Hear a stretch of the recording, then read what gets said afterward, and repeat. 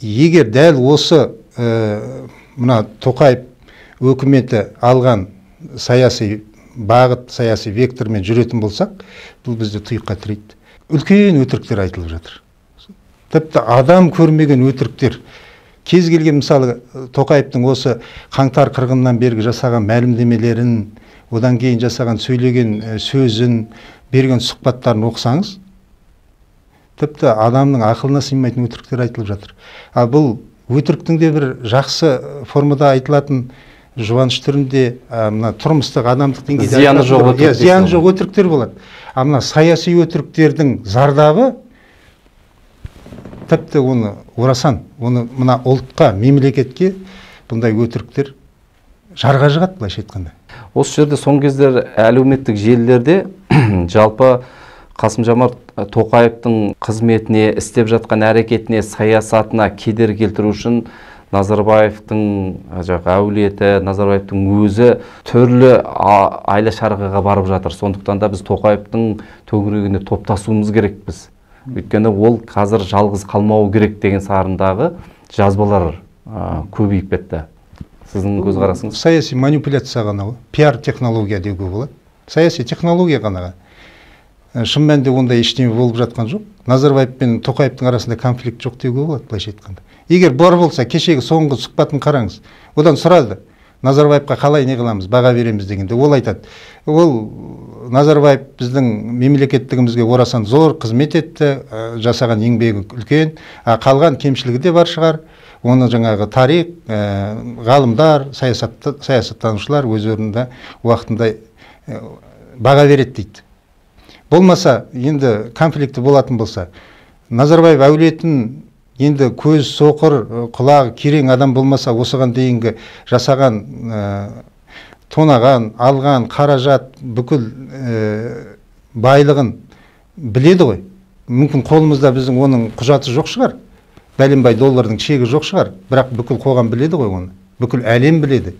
Оның фактілерін сізде, бізде мысалы неше түрлі қазақ кеттен бастап неше түрлі нелер жарияланды, соңғы мысалы Пандор жәшігіне дейінгі нелер.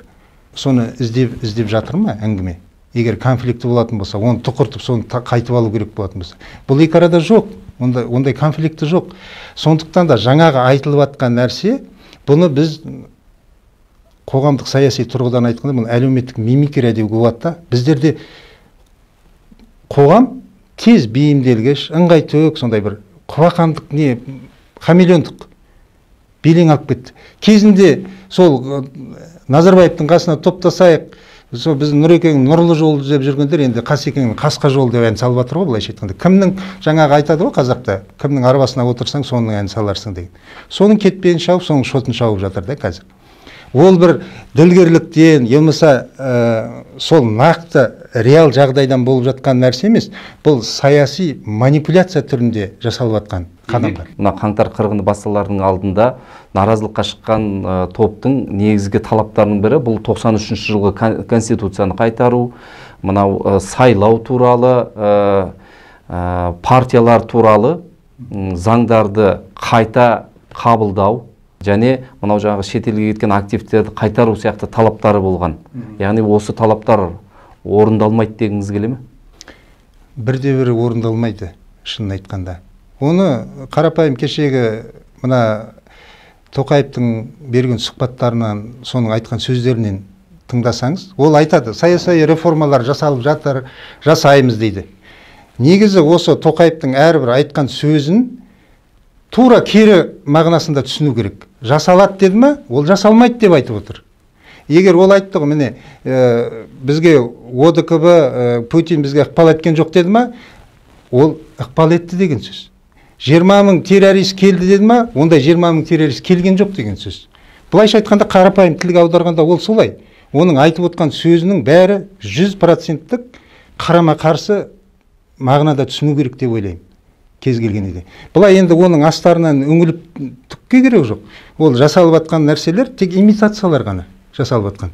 Ең қарапайымы енді бірінші қолға алғанда адамның сенім болу үшін, қоғамда сенім болу үшін кадрлық өзгерістер, үкімет сайлап жатыр ғой, мысалы. Үкіметті тағайындап жатыр ғой. Бірде-бір өзгеріс болған жоқ. Ал енді өзгеріс болмаса, ол өзгеріс қашан болады? Бізді Назарбаев өкіметі де кезінде үстіп уәде берумен жасаймыз, жасалып жатыр, әне жасайын деп жатыр, міне жасайын деп жатыр, міне болды деп 30 жыл бойы еңбек істеп келді ғой, осыған дейін жеткізді ғой. Енді осындай сіз айтпақшы саяси манипуляция, имитациялар енді тағы бір 10-15 жыл істеп тұрады деп ойлайсыз ба? Жалпы диктатуралық, тоталитарлық жүйеде қоғамның импульсін, қоғамдық процестердің қозғалысын дәл шешу, бағдарлау қиын. Ол егер ашық қоғамдарда болады, себебі ол белгілі бір шарттарға, ережелерге бағынады. Мынадай жабық қоғамда бүгін не болатын, ертең не болатын дөп басып айту қиын. Себебі оны бір адамдардың басындағы ой ғана шешеді. Ертең не болатын сол шешеді. Ол ертең әскер кіргізе ме, ертең ол жаңа заң қабылдай ма, солар шешеді. Сондықтан біз айта алмаймыз, бұл 10 жыл қаласа ма, 15 жыл қаласа ма. Ал қоғам өзгерді ме сіздіңше? Қоғам ада-күде өзгерді деп айта алмаймын, бірақ қоғамның ішіне қандай да бір не түсті, шок түсті. Бұл менің түсінігімде. Бұл шок бәрібір қанша уақыттан кейін қоздап жанады, қай уақытта ол қопарыс береді, оны уақыт көрсетеді. Енді ол мына біздің іштегі болып жатқан процестерге байланысты. Әрине үміттіміз, қоғам қанша дегенмен тірі организм ғой. Қоғам, саяси қоғам ол еш уақытта тоқталып қалмайды. Ол қалай болғанда да қоламта сияқты ол қоздап жатады. Бір сәтте ол жарқ етіп шығуы да мүмкін. Қоғамда өзгеріс бар, жоқ демеймін. Жалпы мен мына қаңтар қырғынын қазақ қоғамына, жалпы қазаққа келген белгі, Құдайдан деп айтайықшы, бір сигнал, бір месседж деп ойлаймын. Я ел боласың, я ез болып мемлекеттігінен, елдігінен айырыласың деген. Мен бұл сұрақты қойған себебім, көршіміз Қырғызстанда өзіңізге белгілі бірнеше төңкеріс, бірнеше революция қатарынан болды. Яғни біздегі жағдайда кейін соған ұласып кетпей ме деген қауіп қой. Қырғыз қоғамын қазақ қоғамымен салыстыруға болмайды. Екеуінің даму моделі де кішкене алшақтау. Жалпы біз стартта бірге алғанмен, 91 жылы бірге тәуелсіздік алғанмен, олардың даму векторы да, даму тенденциясы да, бағыты да бізден сәл басқашалау болды. Әрине бір аймақта жасап жатырмыз. Қырғыз кішілеу ел, бізге қарағанда экономикалық әлеуетте төмендеу, бірақ ол жерде саяси процестер жүрді. Саясат болды. Сіз қазір даму векторы дегенде саяси даму векторын айтып отырсыз ба? Ал бізде саясат болған жоқ. Бізде саяси ойындар ғана болды 30 жыл бойына. Назарбаев, Тоқаев өкіметі 30 жыл біздің өкімет деп жүрміз. Бұл шын мәнінде өкімет болған жоқ. Бұл саяси, пропагандалық, террорлық машина болды.